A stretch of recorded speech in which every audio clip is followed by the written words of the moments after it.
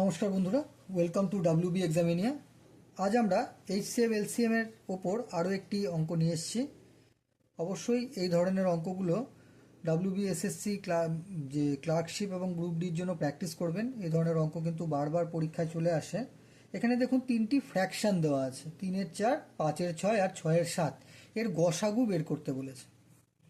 এটার একটা খুব সিম্পল একটা ট্রিক আছে, আমাদের এটা মাথায় রাখতে হবে। গসাগুর একটা ট্রিক আছে এবং লসাগুর একটা ট্রিক আছে, ঠিক আছে? মাথায় রাখতে হবে এর যে উপরের যে নিউমিনেটর আর নিচের যে ডিনোমিনেটার্স আছে, ঠিক আছে, সেটার মাথায় রাখবেন। তাহলে যদি গসাগু বের করতে বলে, যদি গসাগু বের করতে বলে, তাহলে কি করতে হবে? মাথায় রাখবেন উপরে গসাগু হবে, যেহেতু গসাগু তাই উপরে কি হবে? গসাগু হবে। উপরের সংখ্যাগুলো যেগুলো আছে, উপরের যে নাম্বারগুলো আছে তার গসাগু হবে, এবং নিচের সংখ্যাগুলোর কি হবে? লসাগু হবে। মানে উপরের যে নিউমিনেটরগুলো আছে সেগুলোর গসাগু হবে, আর যেগুলো ডিনোমিনেটর আছে সেগুলোর লসাগু হবে। আর যদি লসাগু বলে, ফ্র্যাকশনের লসাগু বের করতে বলে, সিম্পলি আপনারা ওপরে লসাগু করবেন আর নিচে গসাগু করে দেবেন, ঠিক আছে? গসাগু করবেন, ব্যাস। এটাই হচ্ছে সিম্পল একটা ট্রিক।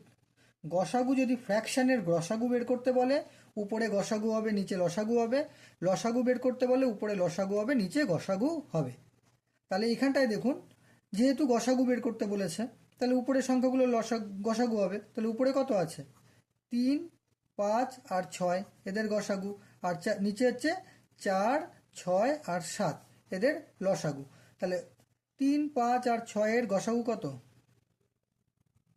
গসাগু গসাগু 3, 5 আর 6। 3কে যদি 3 দিয়ে 5কে করলে 1, 3 অক্ষে 3 হাত, 5, 1, 1, 6। তার মানে উপরে সবসময় একই হচ্ছে, মনে রাখবেন 1, গসাগু 1।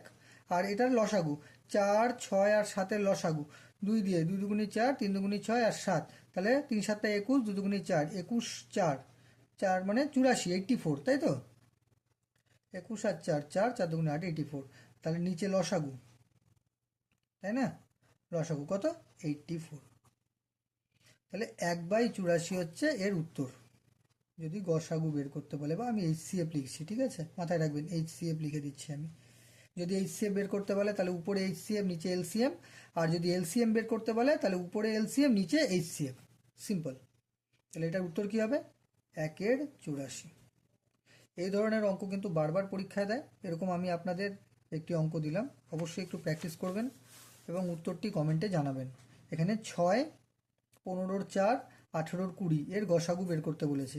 আচ্ছা, 6 এটা দেখে কনফিউজড হবে না। 6 মানে কি? নিচে 1 আছে, ঠিক আছে? 6/1, 15-র 4 আর 18-র 20। তাহলে উপরের সংখ্যাগুলোর গসাগু, মানে যদি মাথায় রাখবেন এইচসিএফ বের করতে বলে, আমি এখানে লিখে দিচ্ছি, এইচসিএফ যদি বের করতে বলে ফ্র্যাকশনের, তাহলে উপরে এইচসিএফ হবে নিচে এলসিএম হবে। যদি এলসিএম বের করতে বলে তাহলে উপরে এলসিএম হবে নিচে এইচসিএফ হবে।